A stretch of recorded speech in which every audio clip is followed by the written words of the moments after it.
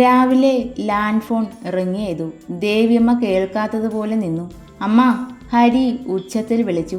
ഞാനേ ഇവിടെ ജോലിയില്ല, നിനക്ക് ലഞ്ച് റെഡിയാക്കുവാ. ഹലോ, ഹരിയാണ് എന്ന് മനസ്സിലായതും അവൾ മിണ്ടാതെ നിന്നു. ഹലോ, ആരാ? അവൻ വീണ്ടും ചോദിച്ചു.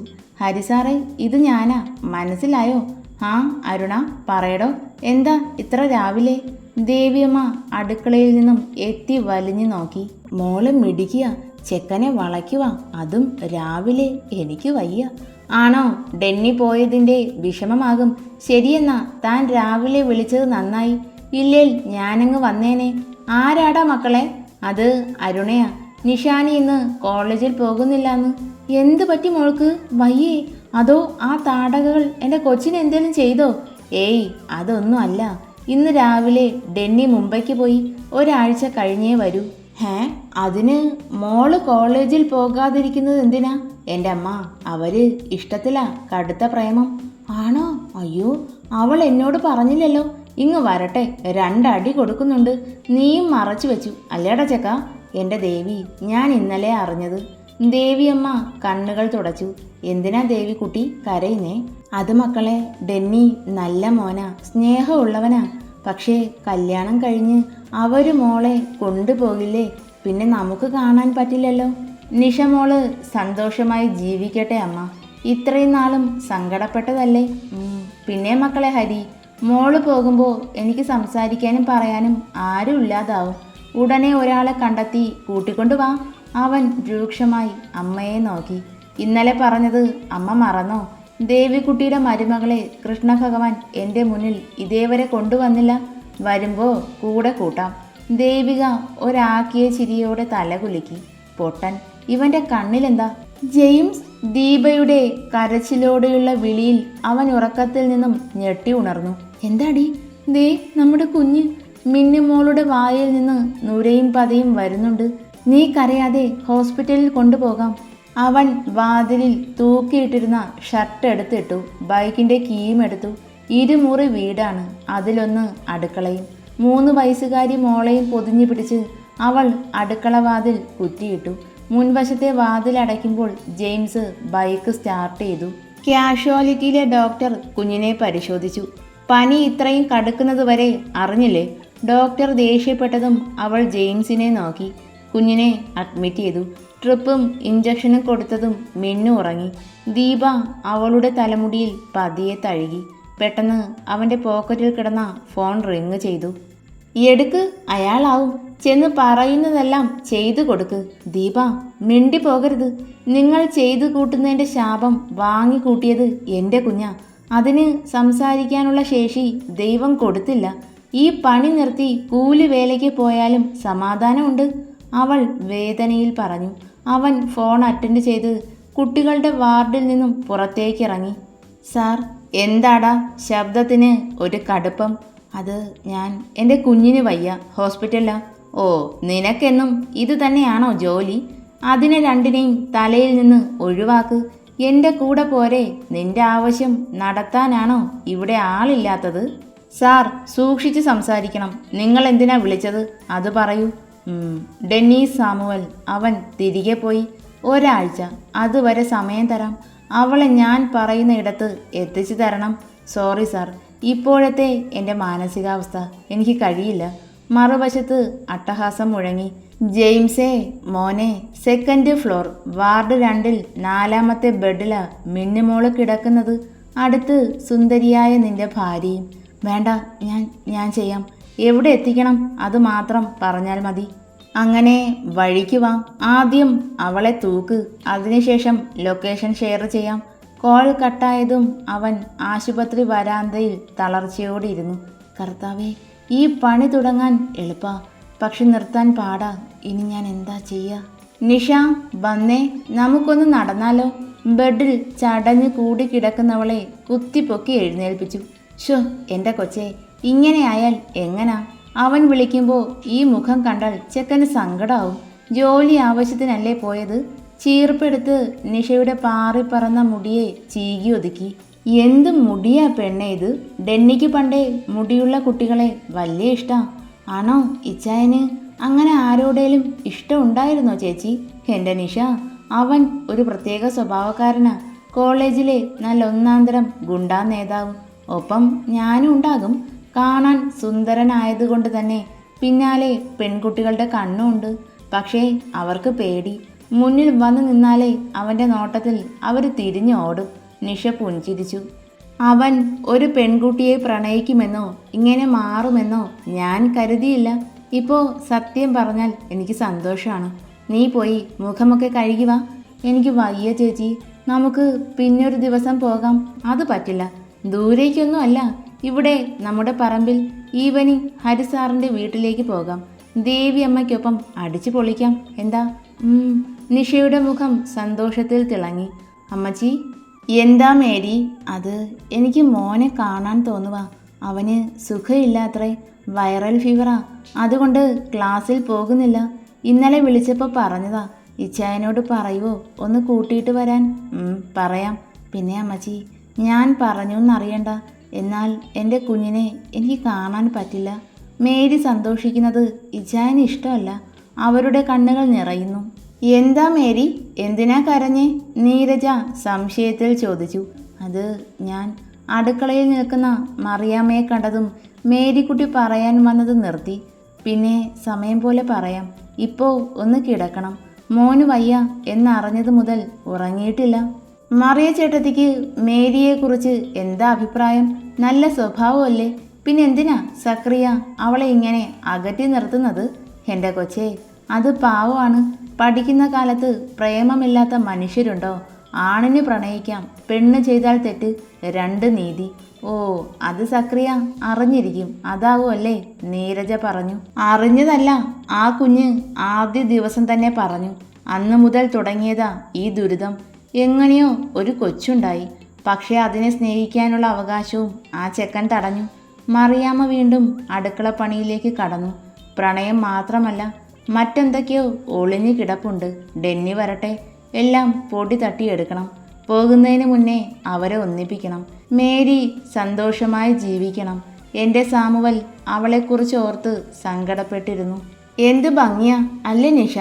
ഇവിടെ ഒരുപാട് മരങ്ങളുണ്ടല്ലേ, നല്ല കാറ്റും. ചുമ്മാതല്ല വീട്ടിൽ AC വയ്ക്കാത്തത്. റൂമിലെ ജനാല തുറന്നിട്ടാൽ മതിയല്ലോ. സത്യം പറയാലോ, ഇവിടെ വന്ന ദിവസം കഷ്ടപ്പെട്ടു പോയി ഞാൻ. എനിക്ക് AC ഇല്ലാതെ പറ്റില്ല. ചേച്ചി നല്ല സാമ്പത്തികമുള്ള വീട്ടിലെയാണല്ലേ. ഒരുപാട് ദിവസം അച്ഛനെയും അമ്മയും കാണാതെ എങ്ങനെ? അവരെ മിസ് ചെയ്യുന്നില്ലേ? നിഷ പറഞ്ഞതും അരുണ നടത്തം നിർത്തി. എന്താ ചേച്ചി? അവൾ ചുണ്ട് കോട്ടി ചിരിച്ചു. എൻ്റെ നിഷ, ജനന സർട്ടിഫിക്കറ്റിൽ അച്ഛനും അമ്മയും ഉണ്ടായിട്ട് എന്ത് പ്രയോജനം? അരളിപ്പൂക്കൾ നിറയെ കൊഴിഞ്ഞു കിടക്കുന്നു. അരുണ അവിടെ ഇരുന്നു. ബാ, നമുക്ക് ഇവിടെ ഇരിക്കാം. നിഷയുടെ കയ്യിൽ പിടിച്ച് അടുത്തായിരുത്തി. ഇച്ചായനെ എങ്ങനെയാ പരിചയം? അരുണയെക്കുറിച്ച് അറിയാനുള്ള ആഗ്രഹമാണ് നിഷയ്ക്ക്. പറയാം, എല്ലാം നിന്നോട് പറയണം. കാരണം ഡെന്നിയെപ്പോലെ തന്നെ നിന്നെയും ഞാൻ ഇഷ്ടപ്പെടുന്നുണ്ട്. അച്ഛനും അമ്മയും പ്രണയിച്ച് വിവാഹം കഴിച്ചവരാ. കോടികൾ ആസ്തിയുള്ള ബിസിനസ്സുകാർ. സ്വന്തമായി ഇഷ്ടങ്ങളും നിലപാടുകളുമുള്ള രണ്ട് വ്യക്തികൾ. വിവാഹം കഴിഞ്ഞ് 1 വർഷത്തിനു ശേഷം അരുണിമ ജയ്പാൽ ജനിച്ചു. ചേച്ചി ഭാഗ്യവതിയാണ് അല്ലേ കൊച്ചേ? പിന്നെയല്ലേ? എന്നാ അവിടെ നിനക്ക് തെറ്റി. പണത്തിൻ്റെ മേലെ കിടത്തിയാൽ കുഞ്ഞരുണയ്ക്ക് ഉറങ്ങാൻ പറ്റില്ല. അതിന് അമ്മയുടെ ചൂടും അമ്മിഞ്ഞ പാലും വേണം. എനിക്ക് ഒന്നുമില്ല അരുണേച്ചി. പിന്നീട് അവൾ പറയുന്നത് ഓരോന്നും കേൾക്കുമ്പോൾ നിഷ ചെവി രണ്ടും പൊത്തിപ്പിടിച്ചു. അയ്യോ, അറിയാതെ വിളിച്ചു പോയി. എങ്ങനെയുണ്ട്? ഡെന്നിയുടെ ആനിക്കൊച്ചും ഞാനും ഒരുപോലെയല്ലേ? നിന്നെയും എന്നെയും സംരക്ഷിക്കാൻ ആളുള്ളത് എത്ര നന്നായി അല്ലേ? നിഷ മൂളി. എന്നാ നമുക്ക് പോയാലോ കൊച്ചേ? പെട്ടെന്നാണ് അരുണയിൽ മാറ്റം വന്നത്. നിഷ കണ്ണും മിഴിച്ച് അവളെ നോക്കിയിരുന്നു. കഴിഞ്ഞു പോയതെല്ലാം മറക്കണം പെണ്ണെ.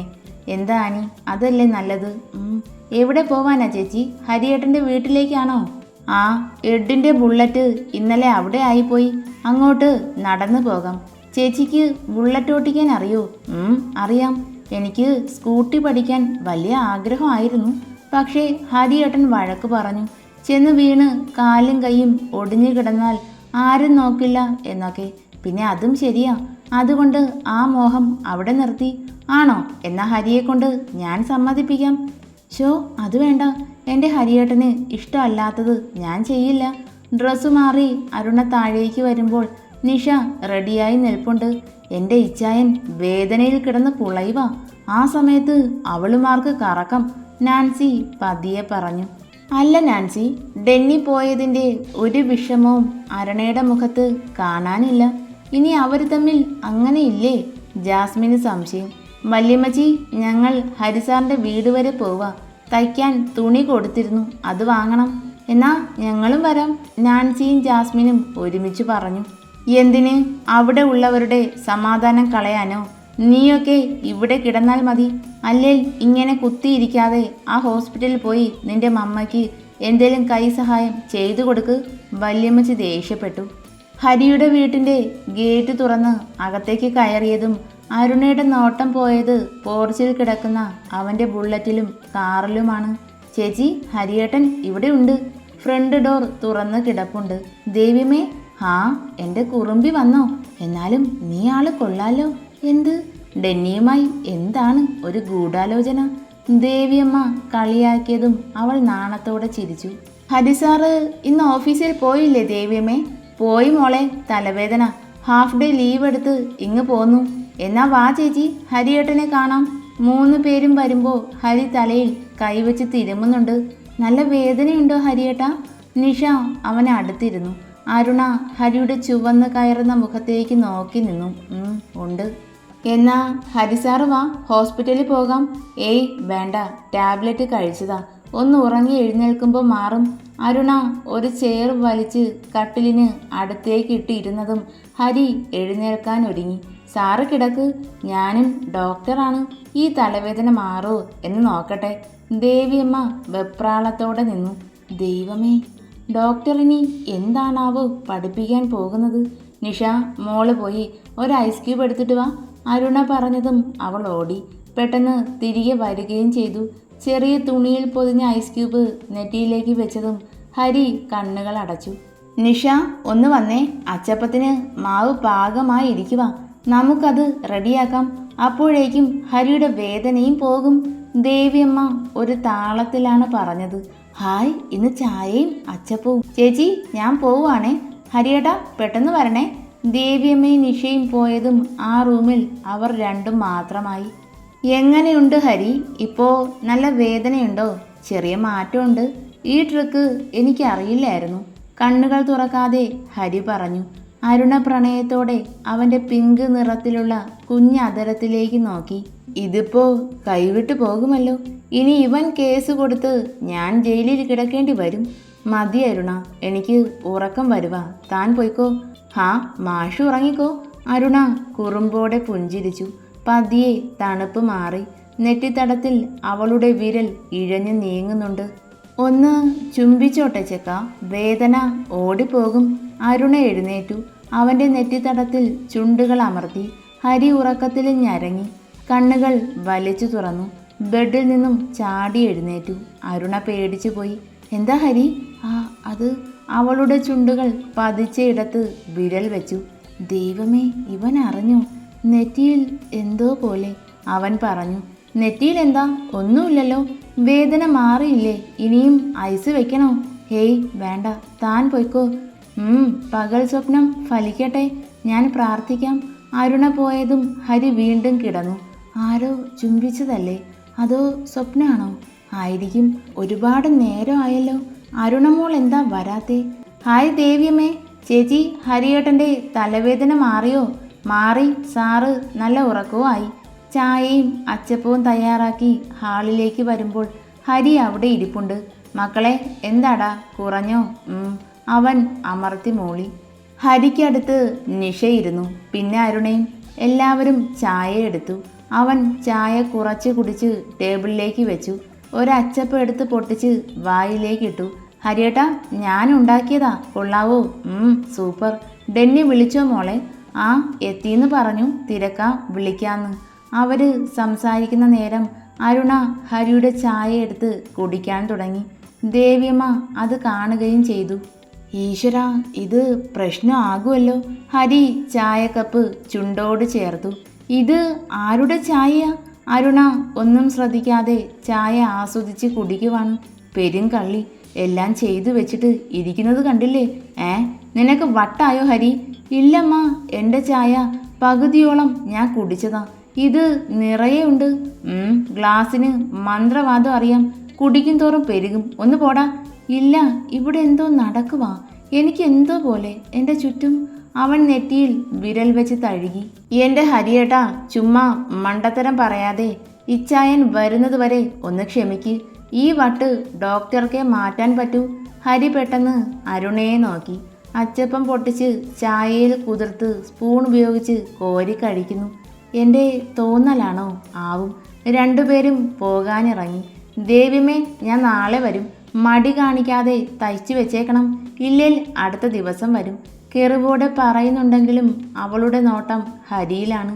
അവർ പോയതും അമ്മ ചിരിയോടെ സോപാനത്തിലിരുന്നു.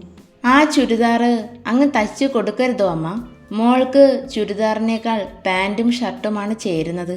അത് അമ്മയ്ക്ക് എങ്ങനെ അറിയാം? അയാൾക്ക് ചുരിദാർ ഇണങ്ങും. സാരിയിൽ കാണാൻ നല്ല ഭംഗിയായിരിക്കും.